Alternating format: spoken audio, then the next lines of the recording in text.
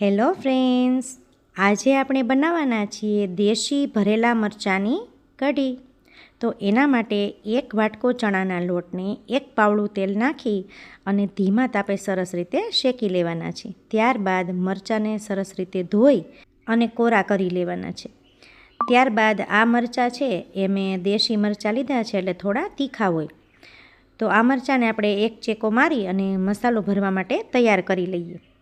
ત્યારબાદ ચણાના લોટમાં આપણે અડધી ચમચી મીઠું અને 5 ચમચી હળદર નાખી દઈએ અને એની સાથે આપણે ગળપણ મિક્સ કરીશું. તો અહીંયા મેં દળેલી ખાંડ 1 ચમચી લીધી છે.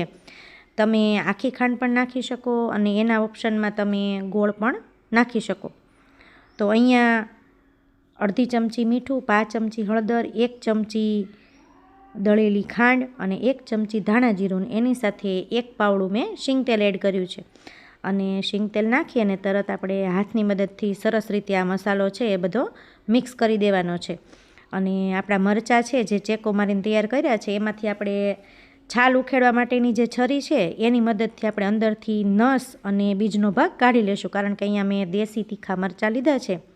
જો મોળા મરચાં લઈએ તો આપણે આ પ્રોસેસ કરવી પડે નહીં, પણ તીખા મરચાં હોય તો કઢી સરસ બને. ત્યારબાદ આપણે જે મસાલો તૈયાર કર્યો છે એ આપણે દબાવી અને મરચાંની અંદર સરસ રીતે ભરી દેવાનો છે. અને બધા જ મરચાં આ રીતે સરસ તૈયાર થઈ જાય પછી આપણે મરચાંને તળી લેવાના છે. મરચાંની કઢી છે ને એ 2 રીતે થાય, મરચાં તળીને અને કાચા પણ. ત્યારબાદ કઢી માટે આપણે ખાટી છાશ લઈ લઈએ. અહીંયા મેં વલોણાની ખાટી છાશ લીધી છે, જેથી કઢી સરસ થાય. અને દહીં ફેંદીને કરીએ તો એટલી બધી સરસ ન થાય, પણ વલોણાની છાશ લઈએ તો કઢી છે એ મસ્ત બને.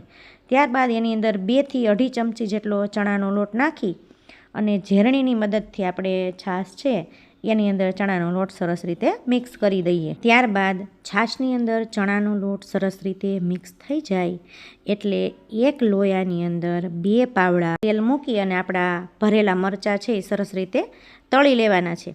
અને ગેસની ફ્લેમ અત્યારે આપણે ધીમી રાખશું, પણ તેલ ગરમ થાય પછી ગેસની ફ્લેમ ધીમી કરશું. અને ત્યારબાદ મરચાં છે એને આ રીતે ચમચાની મદદથી બધી બાજુ ફેરવતા જવાના છે અને મરચું બધી બાજુ સરસ રીતે તળાઈ જાય એ રીતે આપણે મરચાં છે એને ફેરવતા જવાના છે. એક મરચું છે એ આપણે જોતું જવાનું કે બધી સાઈડ છે એ સરસ રીતે શેકાઈ જવું જોઈએ. મરચું એક સાઈડ શેકાઈ જાય એટલે તરત એને આપણે બીજી બાજુ ફેરવી અને બંને બાજુ તળાઈ જાય એ રીતે આપણે બધા જ મરચાં છે ને સરસ રીતે તળી અને એક ડીશની અંદર કાઢી લેવાના છે. આપણે કઢી છે એ મરચાં તળીને કરશું ને એટલે મરચાં છે એની અંદરનો મસાલો પણ સરસ રીતે શેકાઈ જશે. તો આ રીતે મરચાં તળાઈ જાય એટલે આપણે એને એક ડીશની અંદર કાઢી લઈશું. અને હવે આપણે વઘાર કરી લઈએ. અને વઘાર માટે એક લોયાની અંદર આપણે 3 પાવડા તેલ લઈ રાઈ અને મેથી નાખીશું. અહીંયા મેથીથી કઢીનો સ્વાદ છે એ બમણો થઈ જાય. અને સેજ મેથી સતળાય એટલે લીલા મરચાં અને 2 લાલ મરચાં નાખીને મરચાંને બેયને સાતળવા દઈએ. ત્યારબાદ મીઠા